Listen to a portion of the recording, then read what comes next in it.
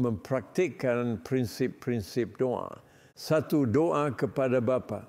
Saya muak mendengar orang-orang berkata bahwa kita ini hanyalah hewan. Begitu seringnya ajaran itu disuarakan, maka tak heran banyak orang jadi sungguh berperilaku seperti hewan di hutan. Mungkin Anda masih ingat ahli zoologi Desmond Morris mengamati perasaan dan perilaku hewani dalam diri manusia dalam bukunya yang berjudul The Naked Ape, Kera Tanpa Bulu, dan The Human Zoo, Kebun Binatang Manusia. Mendiang Johnny Morris, sesama ahli zoologi dan pemandu acara televisi, melakukan hal yang sama secara lebih halus, yaitu menunjukkan perasaan dan perilaku manusiawi pada hewan. Keduanya menyandingkan dunia hewan dan dunia manusia secara berlebihan. Padahal Alkitab jelas menyatakan bahwa kita ini bukan hewan. Kita memang bernapas dengan udara yang sama, punya sistem pencernaan yang serupa, tetapi kita berbeda dari hewan. Jika kita menyebut seseorang hewan, kita harus menerima ketika dia berperilaku sebagai hewan. Namun saya sendiri berpendapat itu penghinaan kepada hewan, karena kita umat manusia ini sebenarnya bisa lebih buas terhadap satu sama lain, lebih dari perilaku hewan yang selama ini diketahui. Manusia dapat turun ke tingkat keliaran yang paling rendah yang tidak dilakukan hewan, serta naik ke tingkat kemuliaan yang tidak mungkin dicapai hewan. Para filsuf telah memperdebatkan perbedaan antara hewan dan manusia selama bertahun-tahun. Sebagian berkata bahwa hanya manusialah yang dapat menciptakan alat, tetapi ada pemudi yang hidup bersama koloni simpanse di Afrika. Omong-omong dia pemudi Kristen dan dia membawa Alkitab ke sana. Lalu menemukan bahwa simpanse membuat berbagai alat. Alhasil perbedaan itu tidak muncul lagi di buku-buku pelajaran antropologi. Sebagian lain berkata manusia dapat tertawa. Menurut saya, hiena juga tertawa, meski dengan caranya sendiri, maka tertawa bukanlah perbedaan kita dari hewan. Menurut sebagian lain, manusia saling berbicara, tetapi kita telah menemukan makin banyak petunjuk tentang komunikasi antar hewan. Bahkan ikan-ikan pun saling berkomunikasi. Sebagian juga berpendapat bahwa manusia unik karena dapat memasak makanan, sedangkan hewan belum menemukan atau menggunakan api. Namun saya sendiri yakin bahwa satu-satunya perbedaan mendasar di antara semua hewan di dunia dan saya sebagai manusia yang menulis materi ini adalah manusia berdoa.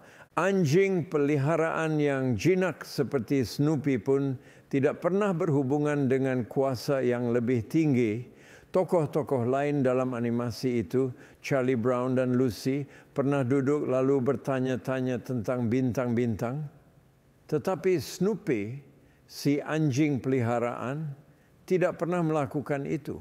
Charles M. Schulz, pencipta dan pengarang cerita kartun berseri Peanuts, selama bertahun-tahun pernah menjadi guru sekolah minggu di gereja. Tetapi sayangnya kemudian dia menjadi agnostik dan perubahan ini tampak pada cerita-cerita karyanya. Meskipun anjing juga memiliki banyak pemikiran dan perasaan seperti manusia, dia tidak pernah mengarang cerita bahwa Snoopy memikirkan hal-hal terkait agama atau rohani.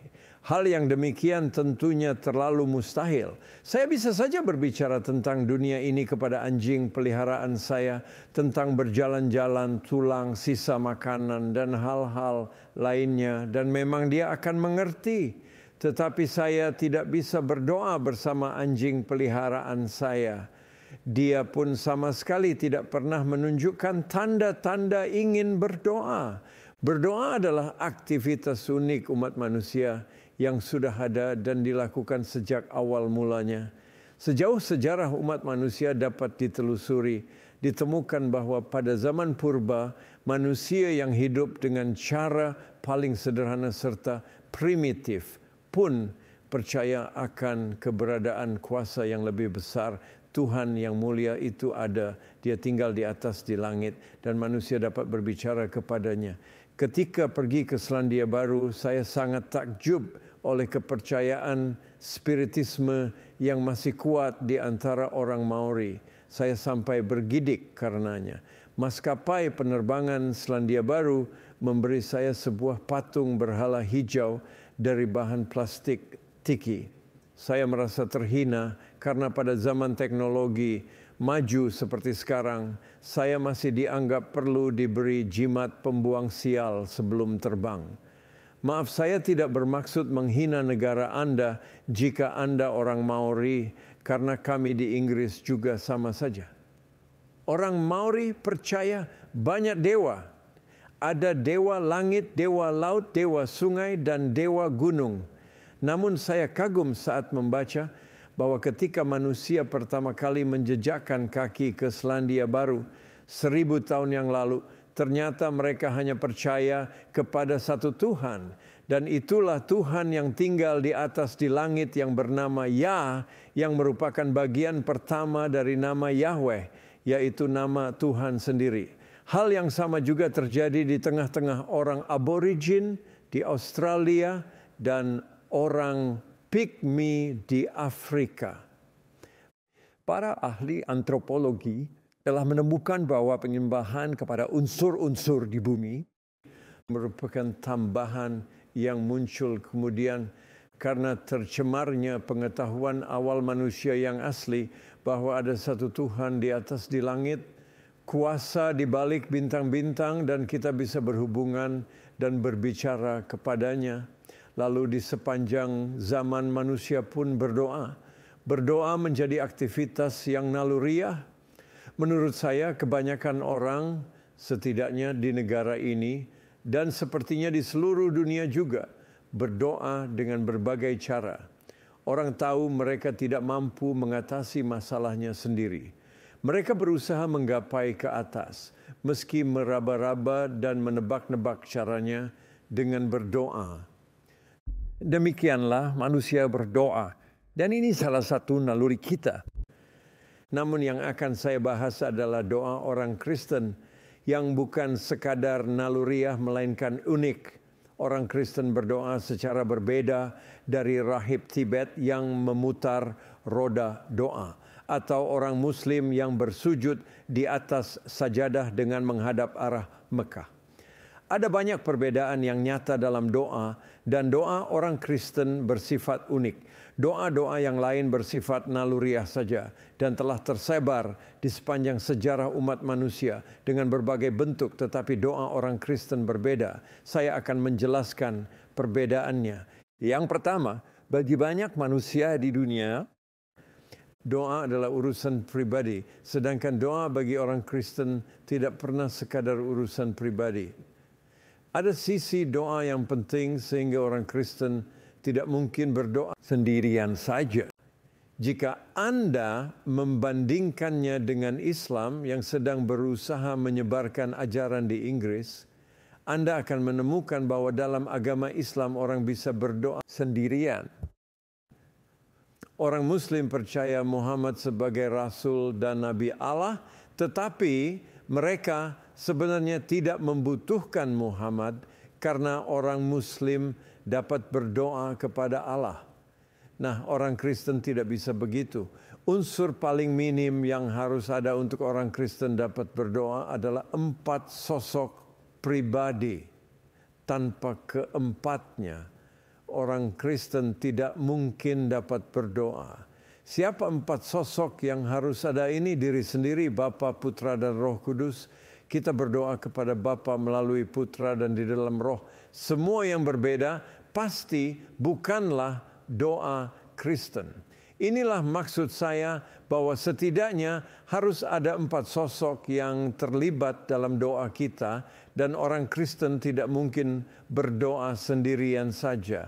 Apalagi begitu kita mulai berdoa, iblis akan tertarik dan ikut-ikutan.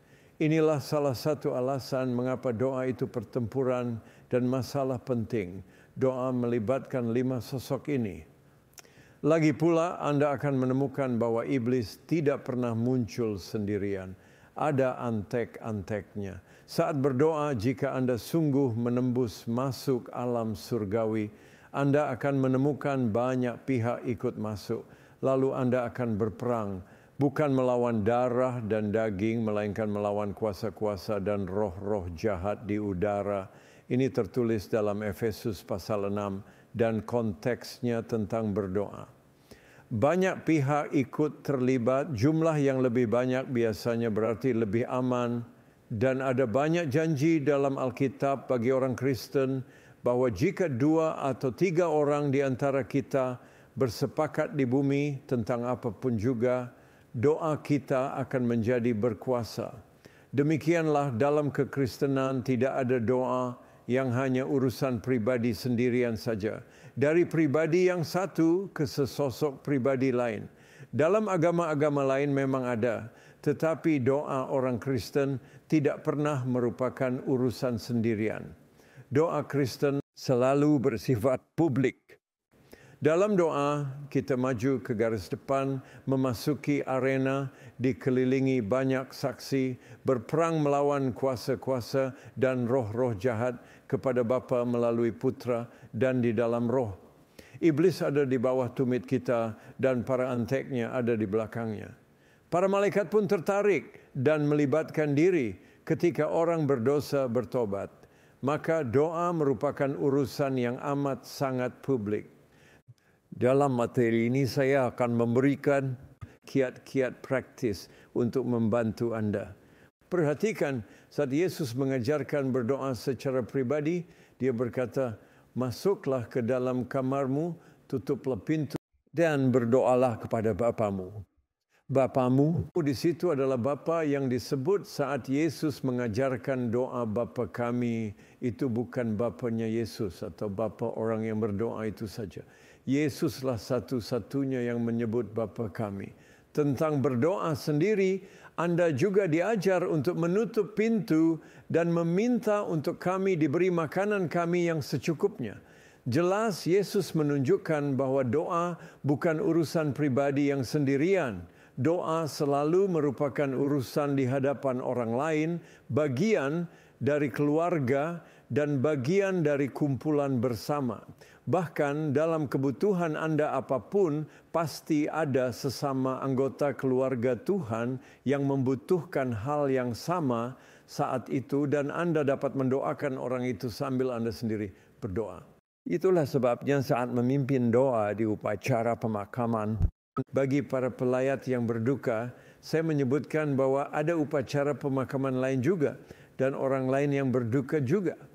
Saat berduka karena kehilangan orang terkasih, kita bisa terlalu terfokus pada duka kita dan lupa ada orang lain yang juga berduka. Selain itu ada perbedaan lain. Bagi banyak kelompok di dunia, doa merupakan meditasi. Tetapi bagi orang Kristen, doa bukan meditasi. Doa adalah percakapan. Saya harus benar-benar menjelaskan hal ini karena konsep doa sebagai meditasi, yaitu bentuk yang lebih tinggi daripada doa biasa, telah menyusup ke kalangan Kristen selama berabad-abad. Konsep itu awalnya lahir dari paham mistisisme dunia timur, bukan dari Alkitab. Gagasannya adalah jika Anda masih berada di tingkat meminta dalam doa dan pembicaraan dengan Tuhan, itu berarti Anda masih ada di tingkat dasar dalam berdoa. Jika Anda tidak lagi meminta ini itu dan bisa menguasai keterampilan untuk berpikir saja tentang ini itu berarti Anda telah naik ke tingkat meditasi dalam berdoa. Lalu Anda juga bisa naik ke tingkat yang lebih tinggi lagi, yaitu meditasi transendental yang melampaui kemampuan manusiawi dan mengosongkan pikiran. Nah, itulah yang mereka sebut tingkat yang sempurna. Ada pula bentuk lainnya. Selain meditasi transendental, paham mistis Kristen lainnya memiliki konsep yang terbalik. Mereka meyakini bahwa berbicara kepada Tuhan dan meminta ini itu merupakan doa tingkat rendahan. Mari saya ajak Anda memeriksa kebenarannya dalam Alkitab. Coba amati setiap ucapan Yesus tentang doa, Anda akan melihat bahwa 95%-nya adalah berbicara dan meminta 95%. Bagi Yesus, doa adalah berbicara dan meminta, bukan hanya berpikir. Dalam kehidupan kekristenan pun ada meditasi, tetapi itu meditasi di dalam firman Tuhan, bukan mengosongkan pikiran dan membiarkan apapun muncul di dalam pikiran. Meditasi Kristen adalah renungan hukum-hukum Tuhan siang dan malam. Meditasi dalam kekristenan adalah meditasi yang berisi materi tertentu. Ini bukanlah doa. Berdoa adalah berbicara kepada Tuhan dan meminta ini itu kepadanya. Jika kita mengacu pada ajaran Yesus sendiri. Inilah bentuk doa yang termulia, bukan rendahan. Bahkan jika Anda mempelajari kehidupan doa Yesus sendiri, Anda akan menemukan buktinya. Pelajari saja doa Yesus di Taman Getsemani. Pelajari juga Yohanes 17 yang merupakan catatan doa Yesus yang paling utuh yang kita miliki. Lalu hitunglah berapa hal yang dia minta. Yesus bukan bermeditasi dalam doanya. Dia berbicara dan meminta dalam seluruh doa itu. Nah, itulah inti doa Kristen. Ini sangat sederhana. Mari kita sadari bahwa berbicara kepada Tuhan tentang kebutuhan kita serta tentang kehendaknya itu adalah berdoa. Ketika para murid Yesus berkata, Tuhan, ajarlah kami berdoa. Yesus tidak memberikan sistem meditasi kepada mereka. Yesus memberikan baris-baris kata yang sederhana untuk mereka ucapkan dengan mulut, bukan untuk dipikirkan. Yesus tidak berkata, apabila kamu berdoa, berpikirlah, tetapi apabila kamu berdoa, katakanlah. Lalu dia mengajarkan 6 hal dalam ucapan doa itu, dengan salah satunya berupa meminta. Ada 3 hal yang Tuhan ingin untuk murid-muridnya meminta. Dan 3 hal yang dia ingin mereka meminta untuk diri mereka sendiri. Tetapi seluruh doa itu berisi berbicara dan meminta, karena memang itulah doa.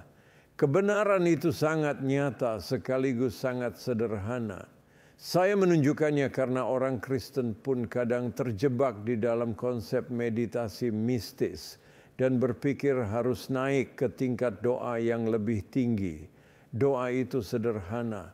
Doa adalah anak yang berbicara kepada bapaknya tentang kebutuhannya. Itulah inti doa. Saya bisa melanjutkan penjelasan ini dengan menegaskan bahwa tidak ada perintah di dalam Alkitab untuk berpikir sebagai doa, atau bahwa pertemuan doa bersama kita sebaiknya diisi dengan pujian saja tanpa ada permohonan sama sekali.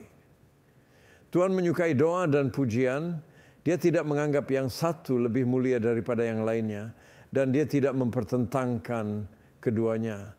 Justru kitalah yang kadang berpikir bahwa kalau kita hanya memuji Tuhan tanpa meminta apapun, Tuhan pasti lebih senang dan berkenan daripada kalau kita membawa sederetan permintaan. Padahal dia adalah Bapa yang sangat suka jika kita datang mengungkapkan kebutuhan kita. Yesus pun berkata, datanglah kepada Bapa dan katakan apa yang kamu butuhkan, karena itulah yang Bapa ingin dengar. Ada seorang pemain biola terkenal dan putranya belajar bermain biola pula. Namun putranya itu belajar dari pemain biola lain yang tidak seahli sang ayah. Seseorang bertanya kepada sang ayah, mengapa Anda tidak mengajari putra Anda sendiri? Sang ayah, pemain biola terkenal itu berkata, karena dia tidak pernah meminta kepada saya. Putranya itu tidak pernah meminta. Sebagai ayah, sang pemain biola menunggu-nunggu untuk putranya meminta, ayah tolong ajari aku. Itulah pula yang Tuhan nantikan, agar kita meminta kepadanya. Kita bisa memuji dia saat menerima jawabannya. Pelajari saja ajaran Tuhan kita tentang doa dan temukan bahwa isinya adalah berbicara dan meminta. Berikutnya ada saran yang kedua. Akan jauh lebih mudah untuk berdoa saat tidak ada orang lain jika Anda berdoa dengan bersuara. Apakah Anda terganggu oleh pikiran yang sulit berfokus? Cobalah mengucapkan kata-kata.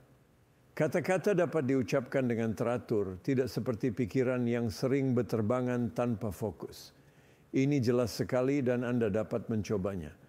Salah satu alasan mengapa banyak orang Kristen kesulitan berdoa dalam pertemuan doa bersama adalah karena mereka tidak pernah berdoa dengan bersuara secara pribadi. Mereka tidak pernah terbiasa dengan suara mereka sendiri, sehingga mengalami rintangan psikologis ganda saat akan berdoa di hadapan orang lain. Kesulitan berdoa di hadapan orang lain sekaligus berdoa di hadapan diri sendiri. Jika engkau berdoa, kata Yesus, masuklah ke dalam kamarmu, tutuplah pintu dan berdoalah. Betapa sederhananya. Bagaimana mungkin kita tidak menangkap kebenaran ini? Sayangnya kebanyakan orang Kristen yang saya layani melalui konseling dan khotbah di Inggris berdoa dengan cara berpikir, padahal itu sulit dilakukan, jauh lebih sulit daripada berdoa dengan berbicara. Lagi pula Yesus berkata, kita harus berbicara kepada Bapa kita. Saya berusaha agar penjelasan ini tetap sederhana. Mungkin Anda berpikir saya membesar-besarkan hal yang sudah jelas, tetapi saya ingin membantu secara praktis. Jika Anda sudah memahami semua yang saya jelaskan, puji Tuhan, saya akan mencoba mengejar tingkat pemahaman Anda. Tetapi saat ini saya ingin memulai penjelasan di tingkat pemahaman orang banyak. Begitu Anda memikir tentang topik doa, orang-orang berkata, ini coba lihat apakah dia akan membahas masalah doa. Nah, sekarang saya ingin memulai dengan keuntungan doa, memulai dengan masalah tidak ada gunanya. Saya bersama istri pernah membaca beberapa buku sebelum kami menikah. Dan buku-buku itu memang bermanfaat, tetapi kami akhirnya tiba di titik terlalu banyak membaca. Kami jadi berpikir betapa banyaknya potensi masalah dalam pernikahan. Kami terlalu banyak membaca tentang masalah, lalu menjadi khawatir tentang semua masalah itu. Maka kami mulai memikirkan keuntungannya. Itulah sebabnya saya ingin agar Anda berkonsentrasi pada keuntungan doa, bukan masalah doa. Masalah memang ada, kesulitan memang ada, dan kita akan membahasnya pula dalam kelanjutan materi ini. Tetapi mari memulai dengan keuntungannya, kehormatan mulia bahwa kita dapat berdoa. Beberapa waktu yang lalu, saya sedang berdiri di tepi jalan di kota London, lalu sebuah mobil Rolls-Royce berwarna merah marun yang indah bergerak mendekati lampu lalu lintas yang berjarak hanya kira-kira 1 meter dari posisi saya. Saya awalnya melihat mobil itu lalu berpikir untuk mencari tahu siapa yang ada di dalamnya. Ternyata dalam jarak hanya 1 meter dari posisi saya itu, ada yang mulia Ratu Elizabeth di dalam mobil itu. Saya belum pernah merasa semalu itu sebelumnya. Saya jadi salah tingkah. Sang Ratu memandang ke arah saya dan saya melambaikan tangan dengan ragu. Lalu beliau membalas lambaian itu. Namun ada kaca yang tebal di antara saya dan beliau. Jarak itu tetap memisahkan kami berdua. Kemudian beliau melanjutkan perjalanan. Misalnya sang ratu menurunkan kaca jendela mobil lalu berkata, "Halo?" Atau misalnya beliau juga berkata, "Ini kartu nama saya, silakan datang mampir menemui saya kapan-kapan." Atau "Ini kartu nama saya. Jika Anda membutuhkan sesuatu, Anda bisa menelepon saya." Bukankah itu hal yang luar biasa meskipun mustahil? Anda mungkin tertawa, tetapi saya perlu beritahukan bahwa jika ada saluran telepon ke Istana Buckingham yang dapat kita hubungi setiap saat, itu pun sama sekali tidak sebanding dengan kehormatan untuk kita dapat berdoa. Yang Sang Ratu miliki tidaklah sampai seujung kuku yang Tuhan miliki. Itulah keuntungan doa. Itu bukanlah masalah. Itulah titik awal kita. Saluran koneksi khusus yang terbuka setiap saat. Kadang-kadang saya takjub sendiri ketika memikirkan bahwa saya bisa memejamkan mata atau bahkan membiarkan mata saya terbuka berkata Tuhan, lalu langsung terkoneksi dengan Dia. Jika Tuhan membuka kesempatan untuk satu kali wawancara saja dalam seumur hidup kita, bukankah itu pun suatu keuntungan yang istimewa? Satu wawancara saja pun adalah keuntungan yang istimewa. Ini bukanlah persoalan menguasai cara-caranya secara mekanis, melainkan mempraktikkan kehadiran. Banyak orang mencari-cari metode berdoa dan itulah yang kemudian berkembang menjadi ritual. Hal yang demikian itu tidak berkembang menjadi hubungan. Bahkan saya berani berkata bahwa Alkitab sama sekali tidak menyebut-nyebut tentang hal yang kita sebut saat teduh. Alkitab berkata berdoalah senantiasa, bukan lakukanlah kegiatan saat teduh. Coba pikirkan implikasinya. Bayangkan jika saya sebagai suami berkata kepada istri saya, aku akan mengasihimu setiap hari Rabu dan Jumat malam pukul jam 9.30 tepat. Kamu akan mendapat waktuku selama setengah jam penuh dan aku akan memasang beker untuk jadwal itu. Bagaimana? Itukah hubungan? Saya yakin bahwa doa bukanlah persoalan menguasai cara-caranya secara mekanis atau memiliki sebuah metode, melainkan mempraktikkan kehadiran. Jelas, saya mengutip perkataan Brother Lawrence yang mempraktikkan kehadiran dalam hadirat Tuhan saat sedang berada di dapurnya, sambil menggosok panci dan wajan. Baginya, berbicara kepada Bapa dan meminta kebutuhannya adalah hal yang sangat alamiah. Demikianlah doa merupakan keuntungan, bukan masalah. Jika Anda ingin melakukannya, Anda akan menemukan caranya. Jika ada pemuda di gereja yang melihat-lihat dan tertarik kepada seorang gadis, tentu dia akan menemukan cara untuk mendekati gadis itu.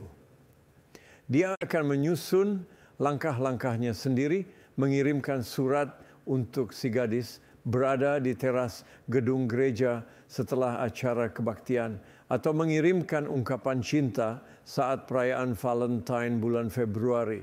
Pokoknya dia pasti melakukan sesuatu. Yang penting adalah orang yang disasarnya itu, bukan tempatnya atau hal apapun yang lain. Tuhanlah yang penting, bukan metode kita mendekati Dia.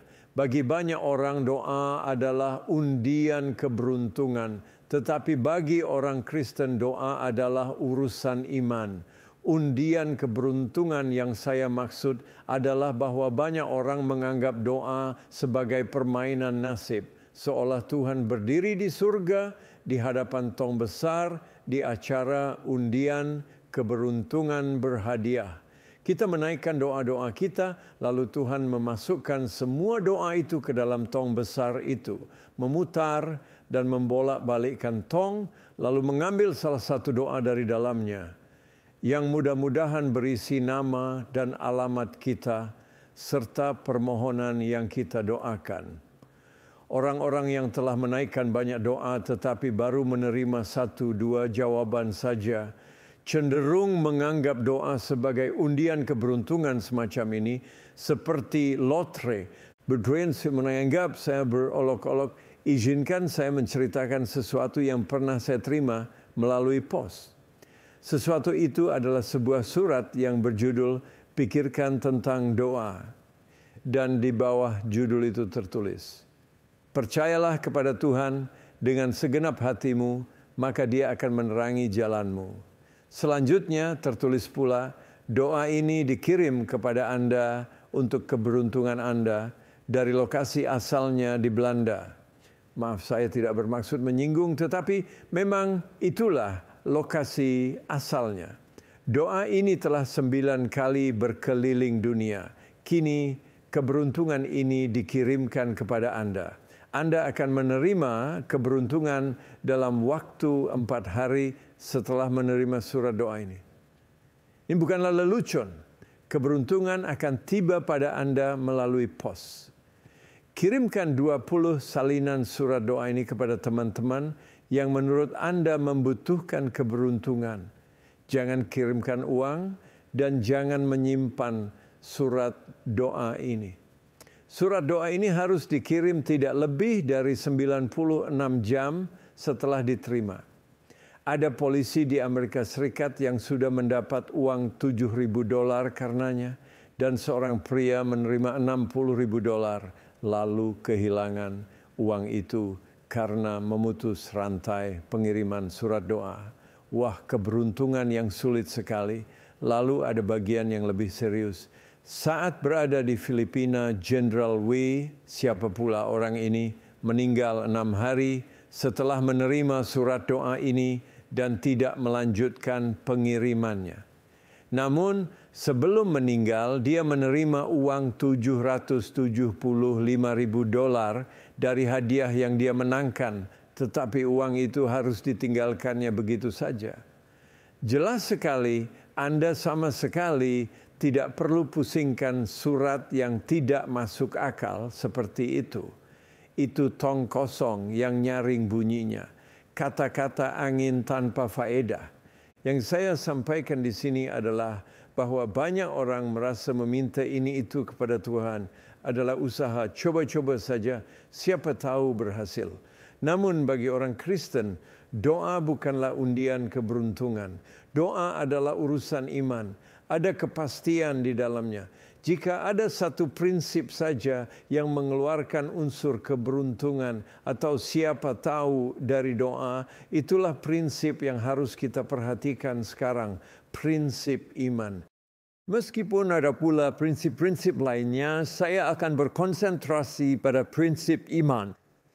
Yesus berkata, percayalah kepada Allah, atau jika diterjemahkan dari bahasa Yunaninya, tetaplah beriman kepada Tuhan. Beriman bukanlah hal yang dilakukan sekali saja, lalu selesai. Misalnya pada hari pertobatan, kita harus tetap terus beriman kepada Tuhan. Inilah fondasi doa yang harus ada sebelum doa menjadi sesuatu yang lebih dari sekadar siapa tahu berhasil. Sebagian orang berasumsi bahwa yang saya maksud ini berarti kita harus percaya bahwa kita akan menerima apa yang kita minta. Padahal perkataan percayalah kepada Tuhan itu bagi saya penuh dengan segala macam makna lainnya. Percaya akan menerima adalah hal yang ketujuh dalam urutannya. Ada 6 hal yang perlu Anda percayai dahulu sebelum Anda dapat percaya akan menerima jawaban doa. Berikut ini adalah 7 hal yang secara gabungan membentuk iman percaya kepada Tuhan yang mendatangkan jawaban atas doa. 1, kita harus percaya bahwa Tuhan itu ada. Pernahkah Anda membacanya dalam Ibrani 11? Siapapun yang datang kepada Tuhan harus percaya bahwa Tuhan itu ada. Inilah unsur iman yang pertama. Jika kita hendak berdoa dalam iman, kita harus percaya bahwa Tuhan itu ada. Kaum ateis berkata bahwa Tuhan itu tidak ada. Dan kaum agnostik berkata mereka tidak dapat tahu Tuhan itu ada atau tidak. Kaum ateis tidak berdoa sama sekali. Kaum agnostik masih berdoa ketika dalam situasi terjepit, tanpa tahu apakah doa itu akan dijawab atau tidak. Orang Kristen bisa berkata, saya percaya bahwa Tuhan itu ada. Berbicara dengan diri sendiri tidak ada gunanya. Sebagian orang berpikir bahwa kita perlu waktu meditasi dengan sugesti diri setiap hari. Tetapi saya sama sekali tidak tertarik untuk berbicara dengan diri sendiri. Yang pertama, Saya tidak suka mendengarkan hal-hal yang akan saya bicarakan. Saya bukan orang yang pandai bercakap-cakap dengan diri sendiri. Lalu terlalu banyak berbicara dengan diri sendiri adalah hal yang sangat berbahaya secara mental. Jika doa adalah berbicara dengan diri sendiri, saya tidak mau berdoa. Kita harus percaya bahwa Tuhan itu ada. Inilah langkah yang pertama. Masalah pertamanya adalah bahwa secara jasmani saya tidak dapat tahu bahwa Tuhan itu ada. Saya tidak keberatan berbicara dengan orang yang dapat saya lihat, yang lengannya dapat saya sentuh, atau bahkan yang aromanya dapat tercium oleh saya. Namun, dalam doa kita berbicara dengan sosok yang tidak dapat dilihat, didengar, disentuh, dicium aromanya, dan dikecap rasanya, maka doa terasa kurang nyata. Lalu kemampuan mental saya pun tidak sanggup memberitahu saya bahwa Tuhan itu ada. Karena para filsuf besar di dunia saja gagal bersepakat tentang eksistensi Tuhan. Mereka telah mengerahkan segala daya intelektual yang mereka miliki. Mereka menyimpulkan, berargumen dengan logika, tetapi tetap saja tidak sanggup memberitahu kita apakah Tuhan itu ada atau tidak.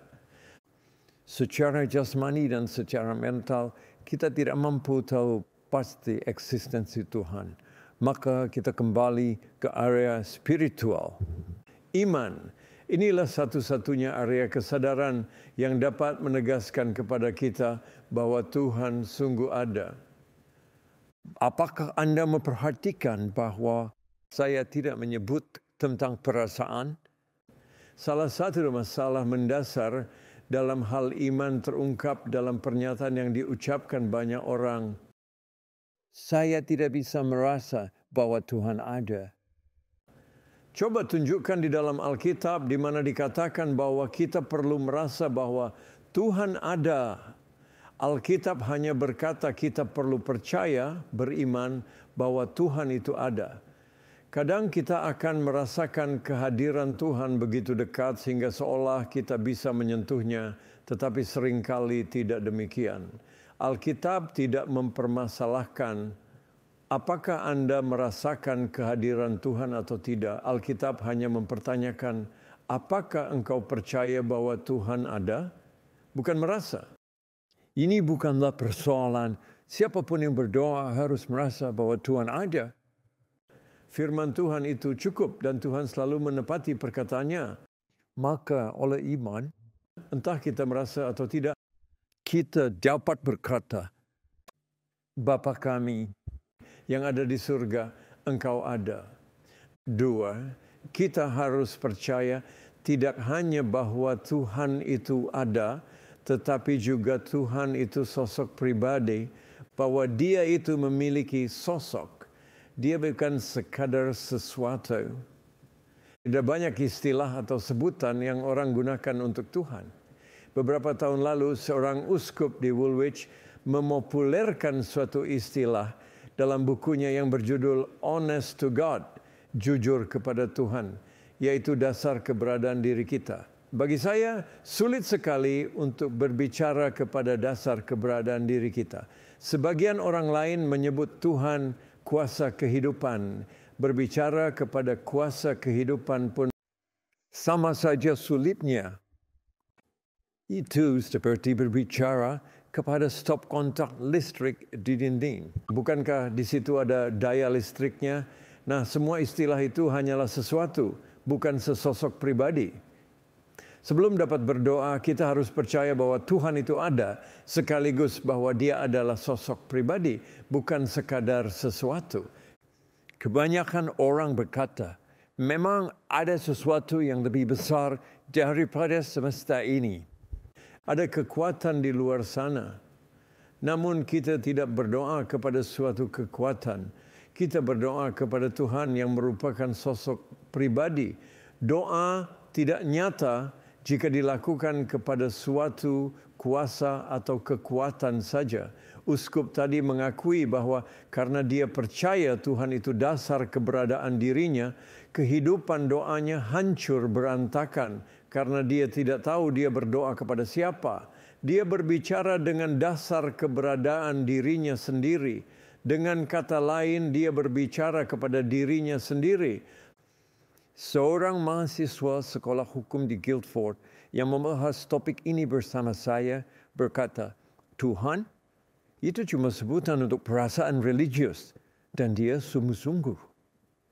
Saya menjawabnya, wah, tidak mungkin kamu bisa berdoa kepada perasaan religiusmu itu. Dia berkata lagi, betul, memang tidak bisa. Saya tidak melakukannya. Nah, sebaliknya kita percaya Tuhan itu sesosok pribadi. Mengapa? Karena Alkitab memberitahu saya bahwa saya diciptakan menurut gambar Tuhan. Dan saya merasa, berpikir, serta bertindak. Tuhan pun merasa, berpikir, dan bertindak. Saya adalah sosok pribadi dan Tuhan pun adalah sosok pribadi. Saya tidak menjadikan Tuhan sesuai gambaran diri saya. Sayalah yang diciptakan sesuai gambarnya. Namun ada aspek penting di sini bahwa saya dan Tuhan saling mirip. Dan tentu kita dapat berbicara kepada sosok pribadi lain yang mirip dengan kita. Saya telah mendengar orang-orang berkata, saya tak dapat melanjutkan percakapan dengan orang itu lagi. Dia sangat berbeda pandangan dengan saya dan sifat kepribadian serta latar belakangnya pun berbeda. Saya tidak bisa berbicara apa adanya dengan dia. Dia terlalu jauh berbeda dengan saya. Sebaliknya, puji Tuhan karena oleh iman saya dapat percaya bahwa dalam aspek ini Tuhan mirip dengan saya. Tentu ada banyak aspek lain yang berbeda antara Tuhan dengan saya. Tetapi pada intinya saya dapat mengenal Tuhan karena dia adalah sesosok pribadi, bukan sesuatu tanpa sosok. Pengertian itu membutuhkan langkah iman yang besar. Tuhan bukanlah sekadar seseorang.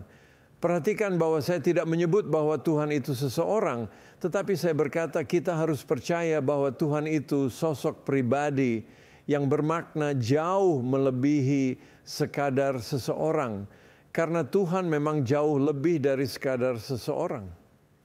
Tuhan adalah 3 pribadi dan dia senantiasa tahu caranya berkomunikasi sebagai 3 pribadi itu. Karena ketiga pribadinya itu semuanya berkomunikasi. Bagi saya hal itu merupakan perbedaan paling menarik di antara Allah dan Yahweh, Bapa Tuhan kita Yesus Kristus. Tuhan umat Islam hanyalah satu pribadi dan itulah sebabnya tidak bersifat kasih. Dia tidak mungkin kasih karena satu pribadi sendirian. Tidak mungkin bersifat kasih. Maka pernyataan Tuhan adalah kasih tidak ada di dalam Al-Quran tetapi ada di dalam Alkitab.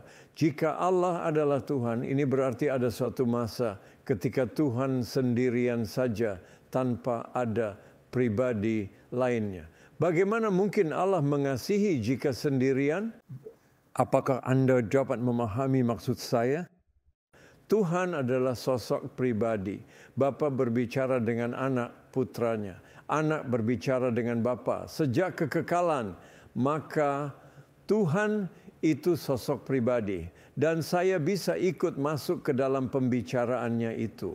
Saya bisa ikut serta karena saya diciptakan sesuai gambarnya dan saya bisa berkomunikasi serta berbicara. Tuhan berkomunikasi, Tuhan adalah kasih. Gambarannya seperti ketiga pribadi Tuhan, ketiga sosoknya. Saya tidak tahu lagi istilah yang paling tepat karena konsep ini terlalu mulia melebihi kata-kata, merentangkan tangan lebar-lebar dan berkata, ayo berkomunikasi dengan kami.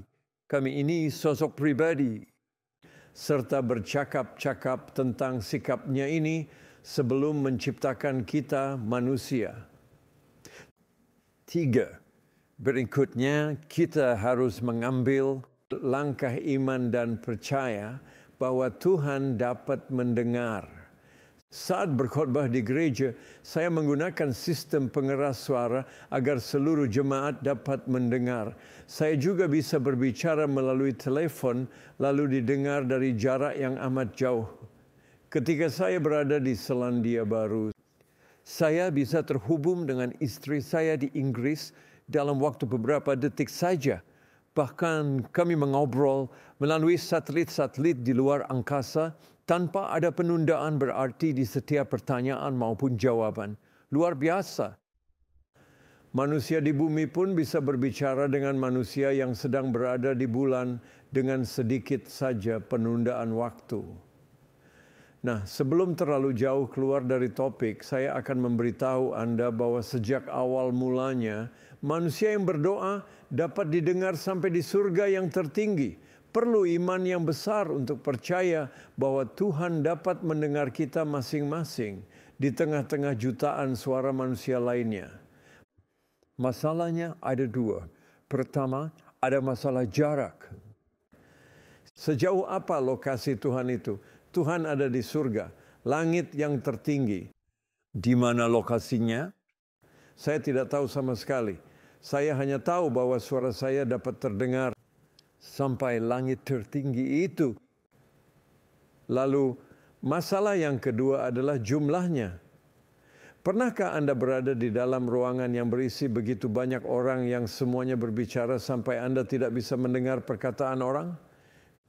Jika Anda memiliki kondisi yang membutuhkan penggunaan alat bantu dengar, Anda akan mengerti. Karena banyak alat bantu dengar tidak dapat mengarahkan fokus. Semuanya akan terdengar, setiap suara batuk, bunyi-bunyian lain, suara manusia, semuanya. Akan sulit sekali bagi kita untuk berfokus pada satu orang saja yang ingin kita dengarkan. Saya jadi bertanya-tanya, berapa orang yang Tuhan sedang dengarkan saat ini? Dia mendengar setiap kata. Ada lebih dari 8 miliar manusia di bumi saat ini, tetapi Tuhan mendengar setiap kata yang diucapkan. Dia tahu setiap kata bahkan sejak kita belum mengucapkannya. Dia tahu ketika kita bangkit dari duduk. Dia tahu ketika kita duduk. Dan dia mendengar setiap kata. Dia mendengarkan setiap kata saat ini. Di surga, di langit tertinggi. Memang perlu iman untuk percaya, tetapi itu benar. Pengetahuan itu terlalu ajaib bagi saya. Terlalu tinggi. Dan saya tidak sanggup mencapainya. Saya tidak mampu mendengar lebih dari satu orang pada suatu waktu. Tetapi Tuhan adalah Tuhan. 4. Pengertian ini membawa saya ke hal yang berikutnya. Iman bahwa Tuhan pasti mendengarkan. Mampu mendengar dan benar-benar mendengarkan adalah 2 hal yang berbeda. Kadang saya disebut pendengar yang buruk dan saya tahu itu benar. Saya tidak punya masalah pendengaran tetapi kadang bermasalah dalam hal mendengarkan. Namun iman berkata bahwa Tuhan tidak hanya sanggup mendengar doa kita, tetapi juga Dia pasti mendengarkan doa kita. Yang luar biasa, kita berpikir kita berhak didengar.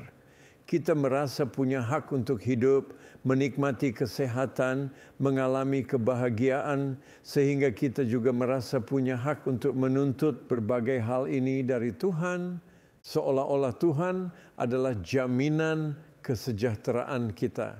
Sebenarnya hak didengar apa yang kita miliki. Punya hak apa kita ini untuk menuntut agar Tuhan benar-benar mendengarkan kita. Banyak orang berkata kepada saya, kan saya tidak pernah minta dilahirkan di dunia. Saya tidak menciptakan diri saya sendiri.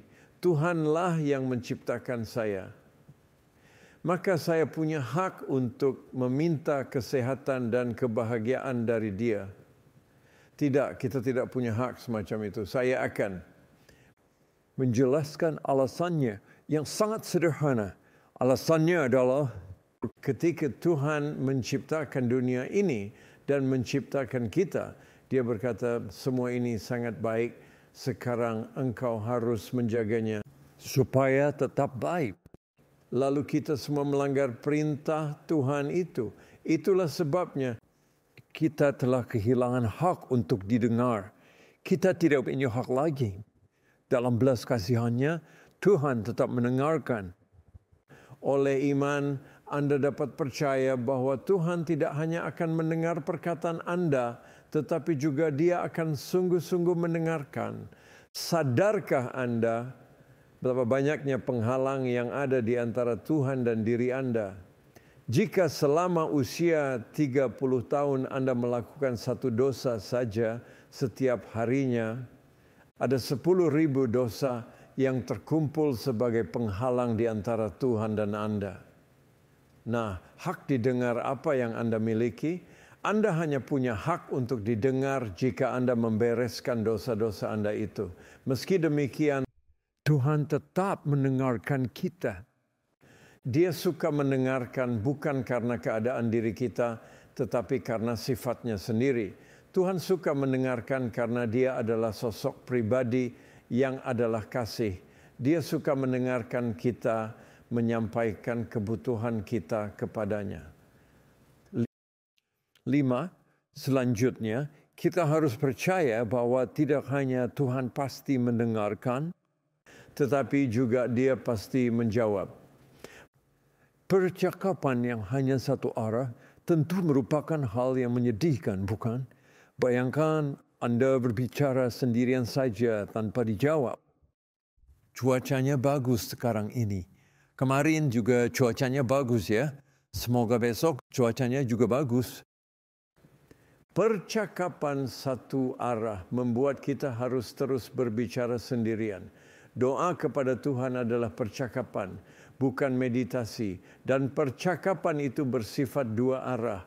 Percaya bahwa Tuhan pasti menjawab merupakan bagian dari iman yang kita butuhkan.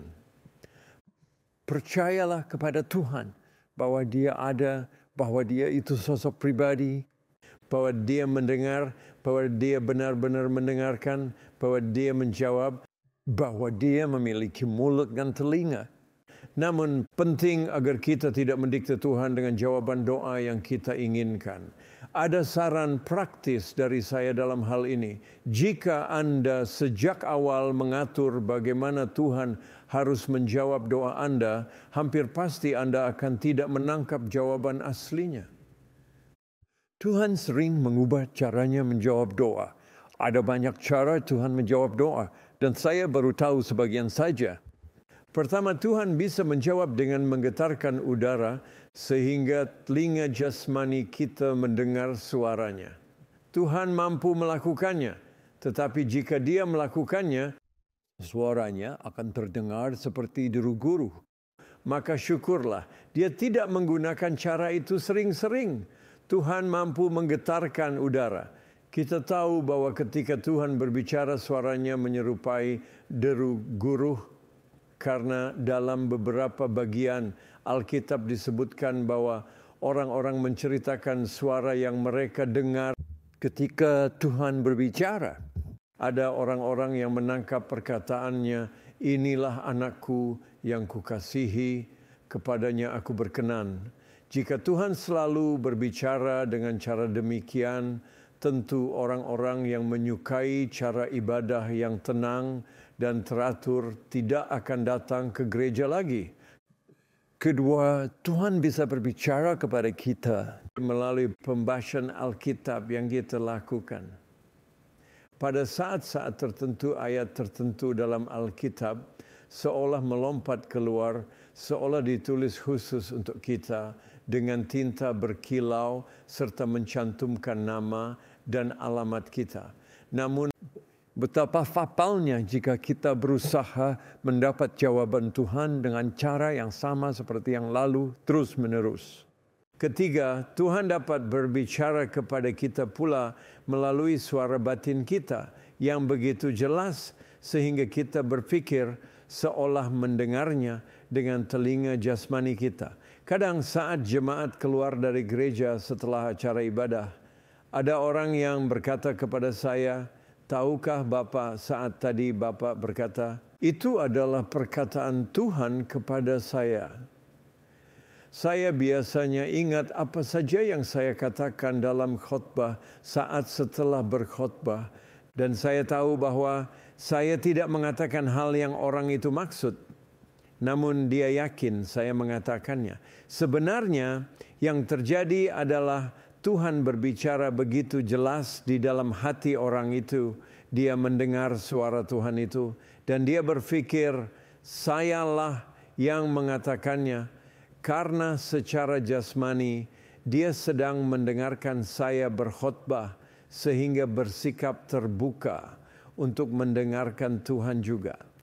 Keempat, Tuhan dapat berbicara melalui situasi kita dengan cara-cara yang menakjubkan. Kelima, dia dapat berbicara melalui orang lain, baik melalui perkataan nubuat langsung maupun melalui ucapan biasa dalam percakapan.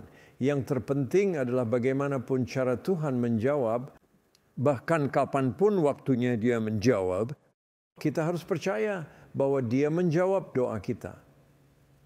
Kadang dia baru menjawab di saat-saat terakhir, tetapi iman percaya bahwa Tuhan akan menjawab tepat waktu, bukan mendikte bagaimana dan kapan dia harus menjawab.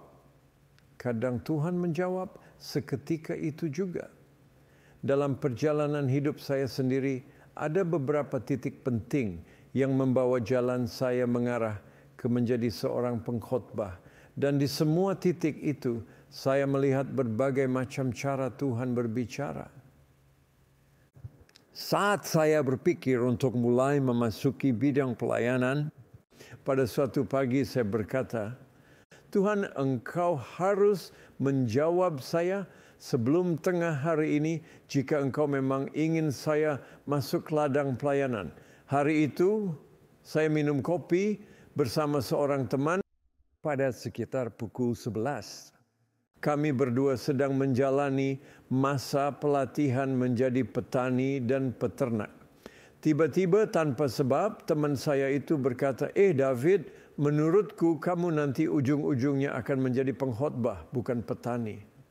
Saya keluar meninggalkan teman saya itu ke jalanan, lalu tak sengaja menabrak seorang pensiunan hamba Tuhan. Dia menatap saya langsung dan berkata, juga tiba-tiba tanpa sebab, David, kapan kamu akan masuk ladang pelayanan? Itulah Tuhan yang berbicara melalui orang lain sejelas yang saya minta. Termasuk sebelum tengah hari itu, saya juga terpikir akan saat ketika saya berhadapan dengan fakta bahwa saya dianggap menyimpang dalam denominasi yang menaungi pelayanan saya sebagai hamba Tuhan. Penyimpangan itu adalah dalam topik mendasar, yaitu baptisan. Saya harus disidang di hadapan komite doktrin yang terdiri dari para ahli teologi dalam denominasi itu. Dan hal itu sangat membuat saya gelisah. Kira-kira 2 minggu sebelum sidang itu, saya sedang berlibur di desa nelayan kecil di tepi pantai Northumberland, dan seorang nelayan tampil di mimbar lalu membaca firman Tuhan dari kitab Ibrani. Aku tidak akan takut. Apakah yang dapat dilakukan manusia terhadap aku? Saat nelayan itu berbicara, seluruh rasa takut saya lenyap. Kami kehilangan pekerjaan, rumah, tunjangan pensiun, dan segala sesuatu lainnya, tetapi Tuhan telah berbicara. Firman-Nya menjadi hidup dan rasa takut saya lenyap. Saya juga teringat akan suara Tuhan berikutnya yang saya dengar melalui situasi ketika Gereja Baptis Gold Hill berkata, kami mengundang Anda untuk menjadi gembala, apakah Anda bersedia? Saya menjawab, maaf saya tidak bisa datang sebelum tanggal 30 April tahun depan. Itu kemungkinan waktu yang tercepat. Saat itu masih bulan November, mereka lalu berkata, betapa menariknya Kami sedang membangun pastori yang baru.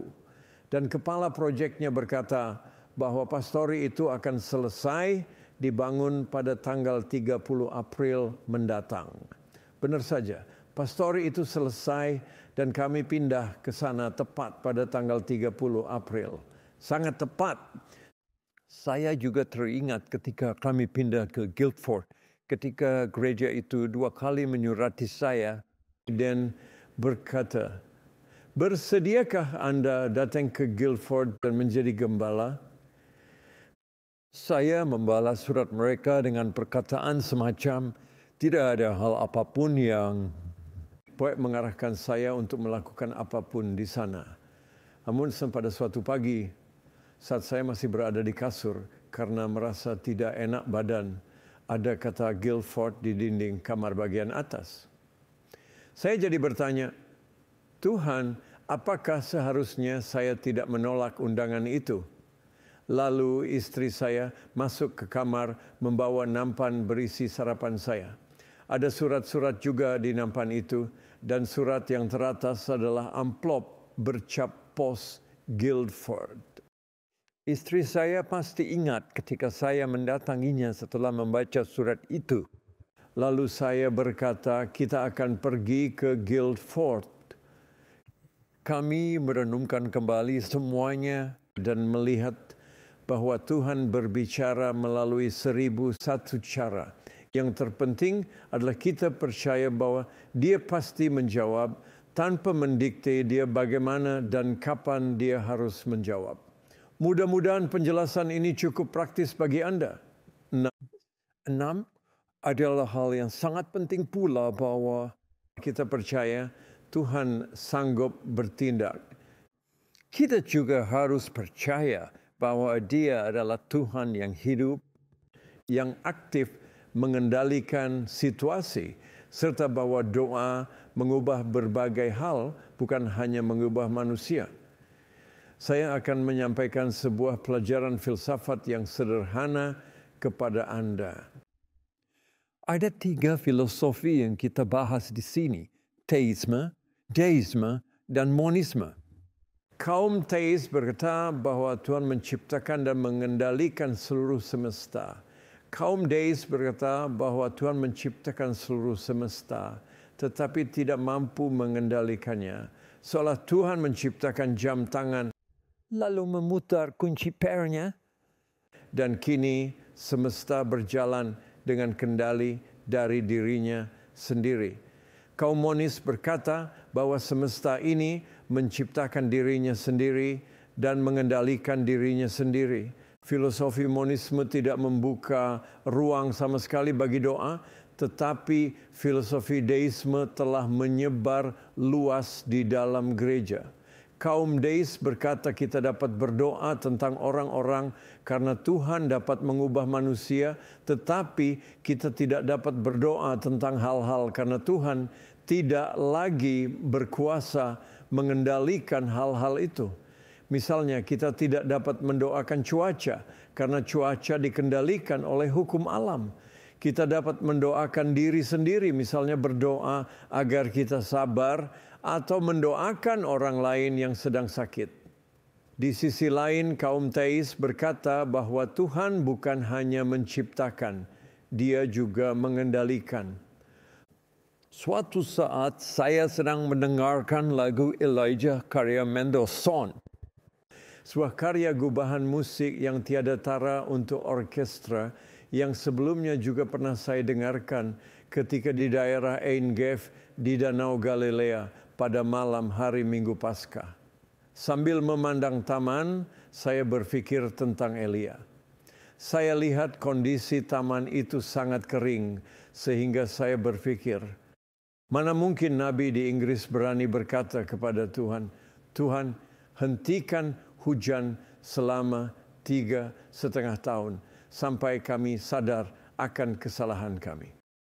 Beberapa bulan saja hujan berkurang, kami sudah mulai cemas. Dengan doa, Elia si orang benar itu menghentikan hujan selama 3,5 tahun. Bayangkan apa dampaknya di Inggris jika hal itu terjadi. Kita memang lebih khawatir, kita cenderung langsung berlutut dalam doa untuk meminta hujan, begitu air tidak mengalir dari keran. Sebaliknya, Elia justru melihat kebutuhan sejati bangsanya ketika dia berkata, Tuhan, hentikan hujan selama 3,5 tahun. Saya ingat ketika diterpa angin, di gurun pasir yang panas dan merasa angin itu membuat segalanya kering.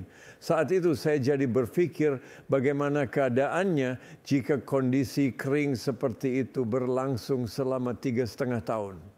Pernah pula saya berada di Gunung Karmel, tepat di titik Elia menantang nabi-nabi Baal. Saya memotret awan sebesar kepalan tangan yang saat itu tepat berada di atas posisi saya. Elia percaya bahwa Tuhan sanggup mengendalikan dan sanggup bertindak, yaitu bahwa Dia adalah Tuhan yang hidup. Demikian pula dengan Watchman Nee. Bersama seorang anak lelaki, Watchman Nee pergi untuk menginjil di pulau di luar wilayah daratan Tiongkok Raya. Di sana mereka menemukan bahwa masyarakat di pulau itu menganut keyakinan soal kesuburan, serta menyembah dewa yang dipercaya mengirimkan hujan. Ada prosesi arak-arakan yang dilakukan tiap tahun untuk penyembahan itu.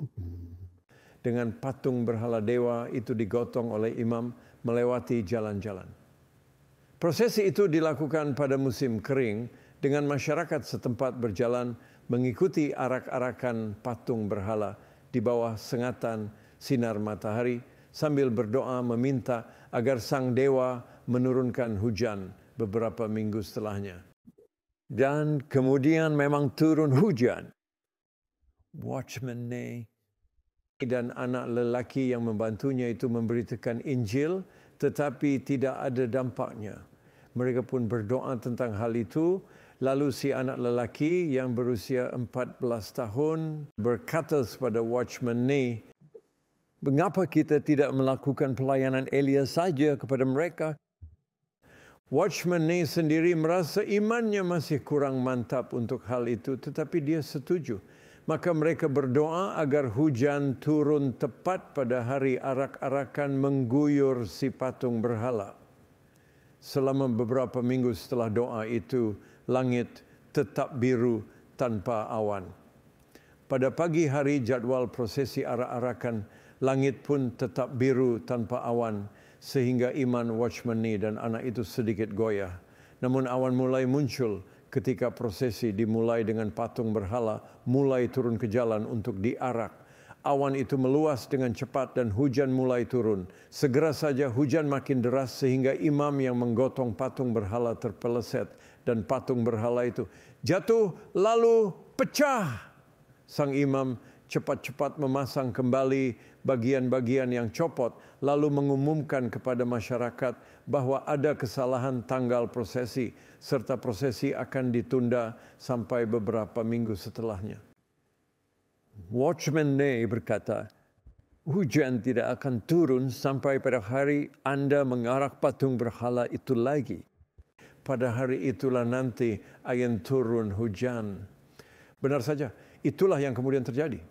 Dan seluruh pulau itu menjadi percaya kepada Tuhan. Nah, kita harus percaya bahwa Tuhan tetap memegang kendali, bahwa Dia sanggup bertindak dan Dia sanggup mengubah segala sesuatu, bukan hanya mengubah manusia. Suatu ketika kami akan mengadakan kebaktian Fajar, merayakan Minggu Paskah untuk pertama kalinya di Gereja Guildford. Kami berkumpul dalam pertemuan doa pagi pada hari Sabtu sebelumnya, lalu merasa tertekan karena ramalan cuacanya buruk. Kebaktian Fajar itu akan menjadi yang pertama di kota kami, setahu kami, dan kami sungguh mengadakannya untuk memuliakan Tuhan. Kami pun berdoa, Tuhan, Engkau adalah penguasa atas cuaca.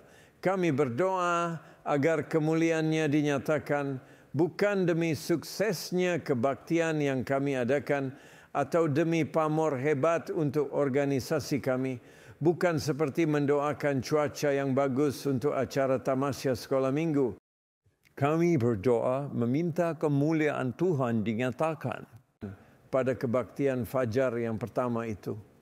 Pada hari Minggu pagi, keesokan harinya itu, matahari bersinar dengan amat cerah, bahkan menjadi rekor sinar matahari paling cerah selama 16 tahun terakhir di kota Guildford. Apakah kita ingin menganggap hal itu kebetulan belaka? Silakan saja jika Anda menganggapnya kebetulan. Tetapi saya lebih memilih untuk hidup dalam rangkaian kebetulan semacam itu yang membutuhkan iman bahwa Tuhan memegang kendali. Tuhan bukan menciptakan dunia lalu membiarkan segala sesuatunya berjalan menurut hukum alam. Hukum alam ada di bawah kendali dan kedaulatan Tuhan seperti peraturan sekolah yang ada di bawah wewenang kepala sekolah. Penguasa yang berdaulat sanggup mengubahnya kapan saja sekehendaknya. 7. Kebenaran terakhir yang perlu kita percayai ialah Tuhan akan memberikan apa yang kita minta. Mungkin kebenaran inilah yang Anda pikirkan sebagai yang pertama kali akan saya sebutkan ketika membahas berdoa dalam iman. Namun saya menyebutkannya sebagai yang terakhir. Semua kebenaran sebelumnya tadi perlu dipercaya lebih dahulu bahwa Tuhan itu ada, bahwa Tuhan itu sosok pribadi, bahwa Tuhan mendengar, bahwa Tuhan pasti mendengarkan, bahwa Tuhan akan menjawab, dan bahwa Tuhan sanggup bertindak.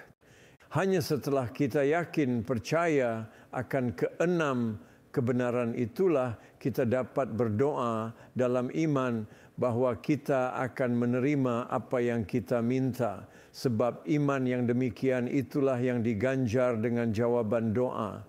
Yesus berkata, "Karena itu aku berkata kepadamu, apa saja yang kamu doakan dan minta, percayalah bahwa kamu telah menerimanya, maka hal itu akan diberikan kepadamu." Ini adalah pernyataan yang amat sangat tegas. Saudara Yesus, Yakobus, berkata dalam tulisannya bertahun-tahun setelah itu, hendaklah ia memintanya dalam iman, dan sama sekali jangan bimbang. Sebab orang yang bimbang sama dengan gelombang laut, yang diombang-ambingkan kian kemari oleh angin.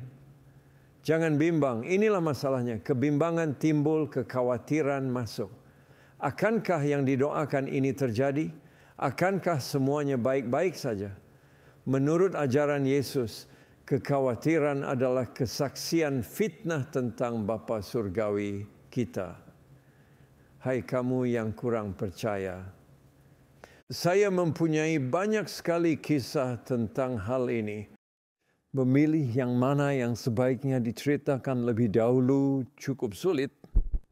Saya teringat akan kisah pemuda pembajak ladang di Lincolnshire yang bernama John Hunt, yang belajar membaca Alkitab sendiri. Sambil meletakkan Alkitab pada posisi yang dipertahankan seimbang di atas tongkat kemudi alat pembajak, sambil dia bekerja membajak ladang. Selain belajar membaca Alkitab, John Hunt juga belajar bahasa Yunani dan Ibrani dengan cara yang sama. Pada usia 26 tahun, John Hunt pergi ke Tonga dan Fiji sebagai misionaris pertama, lalu dalam waktu 10 tahun membawa masyarakat di kedua pulau itu menjadi pengikut Kristus. Dia lalu meninggal pada usia 36 tahun dalam kondisi keletihan setelah segala pekerjaannya. Dalam perjalanan kapal menuju Fiji saat awal mulai pelayanannya, suatu ketika kapal terbentur batu karang dan sisi dasarnya mulai terkoyak. Saat itu pulau Fiji sudah mulai terlihat dari posisi kapal. Sepertinya perjalanan mereka yang begitu jauh itu telah menjadi sia-sia karena sisi kapal itu akan tenggelam begitu saja. Tidak ada lagi harapan. Namun John Hunt berlutut di dek kapal dan berkata, "Tuhan, kami datang untuk memberitakan Injil-Mu. Tibakan kami ke tujuan. Saat membuka mata dia kaget dan ngeri melihat gelombang berukuran raksasa datang seolah hendak menelan mereka semua. Gelombang itu bersumber dari sebuah gunung berapi di bawah laut Samudra Pasifik. Ternyata gelombang raksasa itu bukan menelan kapal mereka. Gelombang itu mengangkat sisa kapal mereka dan mendorongnya sejauh lebih dari 1,5 kilometer, lalu meletakkannya tepat di pantai Pulau Fiji. Setiap orang turun dari kapal dengan aman. John Hunt percaya dengan imannya. Nah, saya sendiri kadang merasa agak tertekan jika membaca buku tentang jawaban doa. Bagaimana dengan Anda? Kita membaca kisah George Mueller dan Hudson Taylor, lalu kita jadi ingin merangkak pergi dan menyerah. Sebenarnya ada 2 hal yang jangan dilakukan dengan iman, serta 2 hal yang perlu dilakukan dengan iman. Mari bersikap praktis. Inilah hal-hal yang jangan dilakukan dengan iman. Jangan coba-coba merasakan iman. Perasaan kita dapat naik turun dan memang perasaan manusia secara alamiah pasti berubah-ubah. Jika kita melekatkan iman pada perasaan, iman kita akan menjadi naik turun pula. Sebaliknya, lekatkan perasaan pada iman, maka perasaan kita akan mengikuti iman kita. Lekatkan iman pada fakta, bukan sebaliknya. Demikian pula, jangan coba-coba memaksakan iman. Setelah membaca kisah tentang George Mueller, Anda lalu memaksakan diri untuk membuka panti asuhan yang besar. Iman tidak bekerja jika dipaksakan. Lalu, apa yang seharusnya kita lakukan dengan iman? Yang pertama, iman perlu distimulasi, lalu dilatih agar makin kuat. Lakukan stimulasi iman dengan mendengarkan jawaban-jawaban doa lainnya.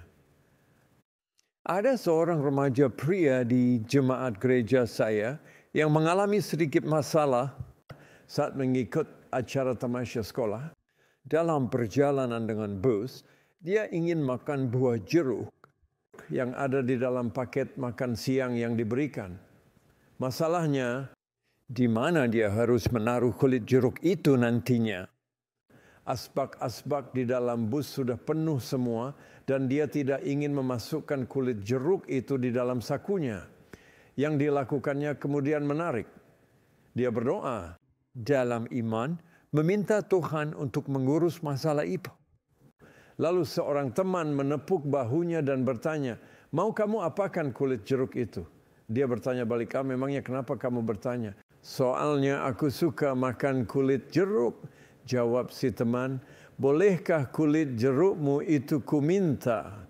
Remaja pria yang telah berdoa sungguh-sungguh itu lalu berjalan sekeliling bus dan bertanya kepada semua teman lainnya, "Kamu suka makan kulit jeruk?" Setiap teman yang ditanya menjawab, "Tidak." Luar biasa, lucu, tetapi bagi saya amat menguatkan iman. Remaja pria itu hanya meminta pertolongan tentang masalah yang kecil, tetapi Tuhan mendengar dan Tuhan membereskannya. Masalah itu sama saja dengan masalah ketika Tuhan kita mengubah air menjadi anggur saat tuan rumah malu karena kehabisan anggur pada pesta pernikahan di Kana di Galilea. Lakukan stimulasi iman dengan mendengarkan jawaban-jawaban doa serta dengan membaca Alkitab. Di dalam Alkitab ada dunia tempat manusia berbicara dengan Tuhan dan Tuhan berbicara dengan manusia. Dunia itu nyata, fakta, bukan fiksi, bukan buku teks sains, tetapi juga bukan mitos. Di dunia itu, orang-orang yang nyata membawa kebutuhan-kebutuhan yang nyata kepada Tuhan, meminta pertolongannya atas kebutuhan-kebutuhan itu dan mendapat jawaban pemenuhannya. Makin banyak Anda membaca Alkitab, makin dalam Anda akan hidup di dalam dunia itu dan makin serupa pula perilaku Anda dengan perilaku orang-orang di sana. Lakukan stimulasi iman. Jangan coba-coba merasakannya, jangan coba-coba memaksakannya, tetapi lakukan stimulasi. Lalu latihlah kekuatan iman itu dari dalam. Saya belajar hal itu dari seorang misionaris Prancis. Dia berkata kepada saya, David, jangan pernah berdoa dari area di luar iman Anda. Lalu saya berpikir, apa pula maksudnya? Bukankah Tuhan sanggup melakukan jauh melebihi yang kita doakan dan yang kita pikirkan? Itulah yang dikatakan Paulus dalam Efesus pasal 3. Apakah Anda tidak tahu ada lagu rohani yang liriknya berbunyi, Therefore thou art coming to a king, large petitions with thee bring, maka datanglah ke hadapan sang raja dan bawalah segala permohonan dan doa. Saya pun menjawab misionaris itu, apa maksud Anda? Tuhan sanggup melakukan segala sesuatu. Dia menjelaskan, ya, Tuhan sanggup. Dan dia sering melakukan lebih dari yang kita doakan atau pikirkan. Tetapi kita harus belajar berdoa dari area iman kita. Saya belajar tentang hal ini dari tetangga sebelah rumah saya. Lanjutnya, saat tetangga saya itu pindah ke rumah itu, saya memasukkan dirinya ke dalam daftar doa saja, lalu berdoa tiap hari untuk dia, supaya dia bertobat, tetapi tidak ada hasilnya. Akhirnya saya bertanya kepada Tuhan, mengapa Tuhan, Engkau tidak menjawab doa saya sama sekali? Saya sudah berdoa tiap hari untuk tetangga saya. Tuhan menjawab saya, karena engkau tidak percaya dengan yang kau doakan itu. Saya menjawab lagi, tapi Tuhan kan sanggup melakukan segala sesuatu. Tuhan menjawab kembali, aku tahu aku sanggup, tetapi engkau tidak percaya. Misionaris itu melanjutkan perbantahan itu. Saya percaya Tuhan. Lagi pula bagi Tuhan kan tidak ada yang mustahil. Lalu Tuhan menjawab pula, engkau tidak percaya, engkau tidak bisa membayangkan tetanggamu itu menjadi orang Kristen kan? Akhirnya si misionaris mengaku, benar, saya tak bisa membayangkannya. Maka dia bertanya, apa yang harus didoakannya? Lalu Tuhan berkata, doakan hal yang engkau percaya akan terjadi. Lalu dia berdoa agar terjalin percakapan yang baik dengan tetangganya itu. Dalam waktu tak sampai seminggu setelah itu, mereka mengobrol melewati pagar halaman depan masing-masing rumah. Selanjutnya dia berdoa agar dia bisa masuk ke rumah tetangganya itu, padahal dia belum pernah melakukannya sebelumnya. Tak lama kemudian si tetangga mengundangnya untuk datang minum kopi bersama. Setelah itu dia berdoa agar si tetangga membuka topik yang berkaitan dengan agama dan menanyakan di mana dia beribadah pada hari Minggu. Setelah itu dia berdoa agar dapat mengajak si tetangga mengikuti suatu kegiatan yang cocok di gereja dan agar si tetangga bersedia ikut. Dapatkah Anda melihat latihan iman yang dilakukannya itu? Misionaris itu melatih kekuatan imannya dari dalam. Dia berdoa dari dalam area imannya, dan seiring dengan latihan iman yang dilakukannya dari dalam itu, imannya bertumbuh. Pada akhirnya dia berkata, Tuhan, pertobatkan tetangga saya itu. Dan si tetangga pun bertobat. Nah, jangan coba-coba merasakan iman Anda. Jangan paksakan iman Anda. Tetapi lakukan stimulasi iman dengan mempelajari jawaban doa, khususnya dalam Alkitab, dan latih iman Anda dari berdoa untuk hal kecil yang Anda percaya, agar ketika Tuhan menjawabnya, iman Anda bertumbuh meski sedikit, sehingga Anda lalu berdoa untuk hal yang lebih besar. Seringkali orang mendoakan hal-hal semacam, Tuhan, lakukan kebangkitan rohani di kota kami. Saya ingin menghentikan doa itu dan berkata kepada orang yang mendoakannya, apa yang Anda bayangkan saat mengucapkan doa itu? Apa yang menurut Anda akan terjadi? Dapatkah Anda membayangkan yang Anda doakan itu terjadi? Bukankah lebih baik mulai dengan mendoakan hal yang Anda dapat percaya akan terjadi, yaitu yang dapat Anda lihat terjadinya dengan mata iman meskipun belum terjadi dan terlihat oleh mata jasmani? Mulailah dari dalam area iman kita, lalu latih kekuatan iman kita dari dalam. Mari kita lihat sisi objektif iman. Sisi objektif ini adalah sifat Bapa. Iman harus memiliki sesuatu untuk diimani yang dipercaya dengan yakin, dan iman manusia bertemu dengan sifat Tuhan sebagai Bapa. Inilah keunikan doa Kristen yang tidak ada di agama atau keyakinan atau ajaran lain manapun di dunia. Suatu hari para murid mendengar Yesus berdoa. Para murid itu adalah orang-orang yang dibesarkan dengan diajar mengucapkan doa. Maka mereka tahu apa yang harus diucapkan dalam doa. Tetapi saat mendengar Yesus berdoa, mereka menangkap sesuatu yang berbeda. Setelah Yesus selesai berdoa, murid-murid itu datang berkerumun dan berkata, "Tuhan, ajarlah kami berdoa." Mereka tidak berkata, "Tuhan, ajarkan cara berdoa kepada kami," karena memang yang mereka minta itu bukanlah metodenya. Yang mereka katakan adalah, "Tuhan, tolong ajari kami untuk berbicara dengan Tuhan seperti yang Kau lakukan. Ajarlah kami berdoa." Yesus pun menjawab, "Ya, aku akan mengajarmu berdoa. Ketika kamu berdoa, katakan, Bapa." Bagi orang Yahudi, ini revolusi. Bagi siapapun di luar budaya Yahudi, ini di luar nalar.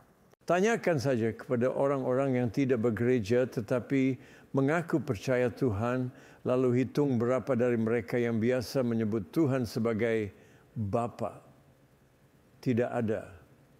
Mereka akan berkata, "Oh, saya percaya Tuhan kok. Jangan kira saya tidak percaya Tuhan." Namun mereka tetap saja tidak menyebut Tuhan sebagai Bapa. Tentu saja tidak, karena mereka bukan anak Tuhan. Di dalam agama Yahudi pun yang paling mendekati kebenaran yang utuh daripada keyakinan lainnya, yang merupakan landasan serta titik awal untuk pengenalan akan kebenaran yang utuh, orang terlalu takut menyebut nama Tuhan dengan sembarangan sehingga sampai saat ini menolak menyebut nama Tuhan. Saat di Israel, saya bertanya tentang hal ini kepada seorang pria Yahudi. Saya mencoba mendesaknya untuk mengucapkan nama Tuhan, tetapi sekuat apapun saya mendesak, dia tetap tidak mengucapkannya. Saya berusaha untuk menjaga kepekaan dalam hal-hal lain, tetapi soal yang satu ini saya benar-benar mendesak. Saat saya berkhotbah, saya tidak tahu cara mengucapkan nama Tuhan. Tolong beritahu saya pengucapannya. Dia lalu mengajarkan bahasa Ibrani kepada saya dan berkata bahwa saya dapat menyebut nama Eliyahu, Moishe, tetapi tidak boleh menyebut Yeshua. Saya harus mengucapkan Mesiah dan bukan Mesiah, Izra dan bukan Ezra. Saya pun berkata, "Baik, nah bagaimana dengan nama Tuhan? Bagaimana mengucapkannya?" Dia menatap saya seolah saya telah menampar pipinya, lalu berkata, "Saya akan tunjukkan huruf-hurufnya dan menunjukkan keempat huruf itu kepada saya yang sebenarnya sudah saya ketahui." Saya bertanya lagi, "Bagaimana pengucapannya?" Dia menjawab, "Orang Yahudi tidak mengucapkannya." Saya berkata, "Kalau misalnya diucapkan, bagaimana pengucapannya?" Biasanya saya berhasil mendesak orang untuk menjawab, tetapi kali itu saya gagal total. Dia berkata, "Kadang kami menggunakan kata Tuhan atau nama itu." Kami berkata, "Berbicaralah kepada nama itu akan mendengar dan nama itu akan menjawab." Lalu dia berkata selanjutnya, "Saya tidak akan mengucapkan nama itu." Nah, situasi, tradisi, dan budaya seperti itulah yang dialami Yesus ketika dia berkata, Ketika kamu berdoa, katakan ayah. Abba berarti ayah. Setiap kali memimpin rombongan ziarah ke Israel, selalu ada semangat ketika kami mendengar kata itu diucapkan. Ada saja peserta ziarah yang bercerita, saya mendengar anak kecil berteriak, Abba, Abba. Abba adalah kata pertama yang diajarkan kepada anak-anak Yahudi. Yesus datang dan mengajar murid-muridnya bahwa doa bukanlah metodenya, tekniknya, atau ritualnya. Ketika kamu berdoa, katakan Abba, Bapa, karena kamu adalah anaknya. Lalu perhatikan juga penggunaan tangan sebagai gestur doa. Karena selain mulut, tangan adalah anggota tubuh yang lebih sering digunakan dalam doa di dalam Alkitab daripada anggota-anggota tubuh lainnya, termasuk lutut. Kebanyakan gestur doa di dalam Alkitab adalah berdiri. Ada pula yang berlutut, tetapi semuanya dengan mata terbuka. Tidak ada doa dengan mata tertutup di dalam Alkitab. Rombongan ziarah kami melihat posisi tangan yang seharusnya ini ketika dilakukan oleh anak-anak kecil yang mengemis di Bukit Zaitun. Alok, kata anak-anak kecil Arab itu, sambil menadahkan telapak tangan dengan posisi sedikit cekung untuk menerima apapun yang kita letakkan. Hal itu akhirnya menjadi semacam olok-olok lucu di antara rombongan kami. Betapa anehnya jika kita mengajarkan sesuatu kepada anak kita yang tidak kita lakukan sendiri. Kita mengajar anak kita untuk berdoa dengan menggunakan tangan, tetapi posisi tangan itu salah. Ada banyak versi penjelasan yang telah saya ketahui tentang mengapa posisi tangan tertangkup adalah tepat untuk berdoa. Posisi tangan yang demikian itu sebenarnya adalah posisi salam hormat dari pihak yang lebih rendah ke pihak yang lebih tinggi. Sebagian orang berkata, tetapi saya tidak sungguh-sungguh percaya kenyataannya seburuk itu, bahwa kita telah mensakralkan bentuk gerbang atau pintu masuk bergaya gotik yang melengkung dengan sudut lancip di atas. Rupanya memang ada orang-orang yang berpikir berdoa harus dilakukan di tempat ibadah dengan pintu yang semacam itu. Di dalam Alkitab doa tidak demikian. Doa di dalam Alkitab adalah seperti alo anak-anak Arab tadi, dengan tangan menada. Doa di dalam Alkitab adalah berkata Bapa. Cobalah doa yang benar ini ketika Anda sendirian. Entah Anda berdiri, berlutut, duduk, atau berbaring, cobalah berdoa sambil menggunakan posisi tangan yang benar dan berkata, Bapa, saya membutuhkan Engkau. Para psikolog berkata bahwa kita harus tumbuh menjadi dewasa, keluar dari bayang-bayang trauma dengan ayah, dan hidup mandiri. Hal itu jauh sekali dari kebenaran. Yang disebut menjadi dewasa itu sebenarnya hanyalah mengganti sosok ayah yang asli dengan yang baru. Yang perlu kita lakukan adalah mengganti sosok ayah jasmani kita dengan Sang Bapa Surgawi. Itulah yang Yesus lakukan pada usia 12 tahun. Ketika itu Yusuf tidak lagi mengasuh Yesus. Tangan kecil Yesus tidak lagi dipegang oleh tangan besar Yusuf. Yesus akhirnya dapat berkata, sekarang aku bersama Bapakku, aku ada di dalam pekerjaan Bapakku. Tumbuh dewasa bukanlah menjadi independen, melainkan meletakkan tangan kita sebagai anak ke dalam pegangan tangan Tuhan yang besar itu sebagai Bapa kita. Itulah sebabnya doa adalah hal yang sederhana. Itulah sebabnya Tuhan berkata, jika umatku merendahkan diri dan berdoa, apa maksudnya? Maksudnya adalah mereka seharusnya menjadi seperti anak kecil dan menadahkan tangan lalu berbicara saja. Seorang wanita anggota jemaat saya berkata bahwa ketika saya mengangkat tangan itu adalah gestur kaum fasis yang membuatnya teringat akan pawai kampanye di Nuremberg. Kita terlalu takut mengangkat tangan, padahal di banyak bagian Alkitab berkata, bertepuk tanganlah dan angkatlah tanganmu yang bersih kepada Tuhan. Kita menjadikannya kiasan saja. Kita memaknainya hanya secara rohani. Tetapi Tuhan tahu kita hidup di dalam tubuh jasmani. Kita merupakan darah dan daging dan tetap demikian sampai mati. Kita harus berdoa dengan seluruh keberadaan diri kita. Maka gunakan saja tangan Anda, buka mata Anda dan katakan, "Halo Bapa." Saya tidak akan pernah lupa orang Kristen yang datang ke Hazelmere bertahun-tahun lalu. Dia mengalami serangan jantung dan dibawa ke rumah sakit lalu meninggal di sana. Saya sempat membesuknya selama minggu-minggu terakhir kehidupannya. Pada masa itu jantungnya menunjukkan aktivitas-aktivitas yang aneh. Dokter memasang alat pacu jantung untuk mengatur aktivitas jantungnya, tetapi upaya itu tidak berhasil. Dia meminta saya berdoa untuknya agar Yesus mengendalikan aktivitas jantungnya.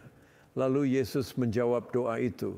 Sejak saat itu, jantungnya berdenyut secara teratur sampai dia meninggal beberapa minggu setelahnya. Yesus menjawab doanya yang satu itu, tetapi tidak sepenuhnya. Memang pria itu tidak meminta apapun yang lain, hanya agar Yesus mengendalikan aktivitas jantungnya. Namun dia memiliki kekhasan yang jelas pada dirinya. Bukan tekniknya berdoa yang khas, melainkan bagaimana dia mempraktikkan hidup dalam hadirat Tuhan. Pada suatu hari, saat saya datang membesuk, dia menatap saya dan berkata, saya senang bertemu Anda. Saya baru saja selesai mengobrol asik dengan Bapa." Betapa indahnya dia tidak berkata, "Saya baru saja selesai berdoa," atau "Saya baru saja selesai bersaat teduh." Saya tidak akan pernah lupa caranya menyebut Bapa. Iman pria itu sungguh luar biasa dan bertemu dengan sifat Tuhan sebagai Bapa. Demikianlah doa orang Kristen mulai dengan sebuah pernyataan. Saya percaya akan Tuhan Bapa yang Maha Kuasa. Berdoa kepada Bapa Surgawi adalah hal yang mudah, yaitu berbicara dan meminta seperti anak kecil yang datang kepada ayahnya sambil berkata, "Aku butuh sesuatu dan aku percaya ayah akan memberikannya kepadaku." Jadi jika kamu yang jahat tahu memberi pemberian yang baik kepada anak-anakmu, apalagi Bapamu yang di surga. Seberapa jauh Bapa Surgawi, kita akan memberikan yang lebih daripada Bapa jasmani kita. Anda dapat menggunakannya sebagai moto doa Anda sepanjang minggu ini. Seberapa jauh lebihnya? Doa. Bapa, Abba, Ayah, kami memang sudah dewasa, sudah bisa pergi kemana-mana sendiri, tetapi kami masih anak kecil saat ini dan seterusnya. Kami membutuhkan Engkau. Tuhan, kami meminta dalam iman bahwa Engkau beserta kami dalam minggu ini. Engkau menjaga kami dan mengurus kami. Engkau memperhatikan kami. Dan saat kami memiliki kebutuhan khusus apapun, kami tahu Engkau akan memberikannya karena Engkau mengasihi kami. Terima kasih untuk hari istimewa ini, bahwa kami bisa berbicara denganmu kapanpun, dimanapun, dan untuk kebutuhan apapun. Semuanya ini adalah karena anak-Mu sendiri telah menjadikan kami saudara, sehingga kami menerima izin untuk menyebut-Mu Bapa kami yang di surga. Dikuduskanlah nama-Mu, datanglah kerajaan-Mu, jadilah kehendak-Mu di bumi seperti di surga. Berikanlah kami pada hari ini makanan kami yang secukupnya, dan ampunilah kami dari kesalahan kami, seperti kami juga mengampuni orang yang bersalah kepada kami. Dan janganlah membawa kami ke dalam pencobaan, tetapi lepaskanlah kami dari yang jahat. Karena Engkaulah yang punya kerajaan dan kuasa dan kemuliaan sampai selama-lamanya. Amin.